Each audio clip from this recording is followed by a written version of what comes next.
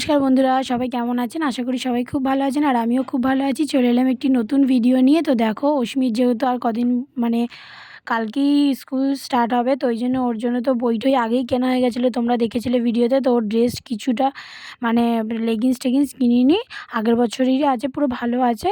শুধু ওর একটু জামাটা ছিঁড়ে গেছিলো, তো ওই জন্য জামা ট্রাই আর শুধু মোজাটা কিনেছিলাম। তো দেখো, স্কুলে রেডি করে নিয়ে বেরিয়ে গেলাম। বাইরে শুধু দেখুন যে কীরকম অসম্ভব কুয়াশা, এপার থেকে ওপারে রাস্তা কিচ্ছু দেখা যাচ্ছে না। এতদিন বাচ্চাটার স্কুল ছুটি ছিল, কিন্তু এত ঠান্ডা আমাদের এখানে পড়েনি, কিন্তু যেই না স্কুল খুলেছে তারপরেই দেখছি এই অবস্থা রাস্তাঘাটের, পুরো চারিদিকে কুয়াশা কুয়াশা, কিচ্ছু মানে দেখা যাচ্ছে না এপার থেকে ওপারে। তো যাই হোক, স্কুলে তো যেতেই হবে, তো ওই জন্য নিয়ে বেরিয়ে পড়লাম। মেয়েকে পুরো ভালো করে প্যাকট্যাপ করে নিয়েছি, একদম নাকে মুখে সব জায়গায় ভালো করে রুমাল টুমাল দিয়ে নিয়েছি, আর নিজেও করে নিয়েছি। নিয়ে বেরিয়ে পড়লাম। আর হ্যাঁ, ওকে আর আজকে আমি ওখানে দিয়ে আর বাড়ি আসবো না, একেবারে নিয়েই বাড়ি আসবো। যার কারণ হচ্ছে, যেহেতু প্রথম স্কুল মানে স্টার্ট হয়েছে, তো ওই জন্য অনেক নিউ অ্যাডমিশন হয়েছে, তো তারা তো এখন ছোট, কাঁদবে। তো ওই জন্য ওদের স্কুলে প্রথম তাড়াতাড়ি ছেড়ে দেয়, ওই 1 ঘন্টা মতো হয়, 1-1.5 ঘন্টা মতো। তো ওই জন্য একেবারে ওকে নিয়েই চলে এলাম।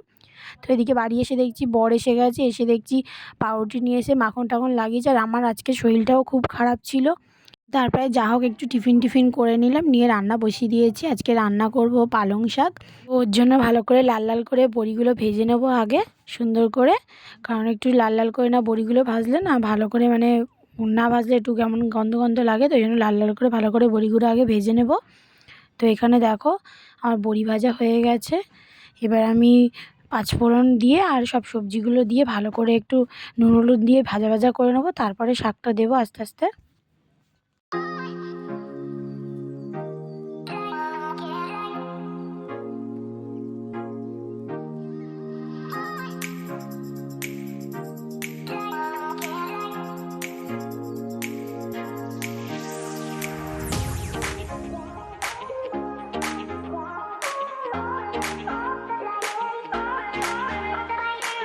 তো দেখো, এখানে পালং শাকটা আমার রেডি হয়ে গেছে, কি সুন্দর মাখো মাখো করে করেছি।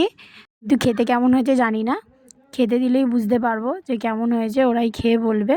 তো চলো, এটা এবার নামিয়ে নিই, এটা হয়ে গেছে। আর আরেকটা জিনিস রান্না করেছিলাম, তো সেই রান্নাটা আমি দেখালাম না ভিডিও করে।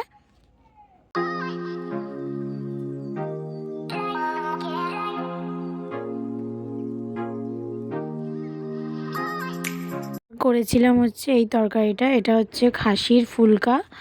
এইটাই ছোট ছোট করে আলু কেটে মাংসের মতো কষা কষা তরকারি করেছিলাম। আমি আগে একবার খেয়েছিলাম, তারপরে কোনো দিন খাইনি, তো আজকে খাবো।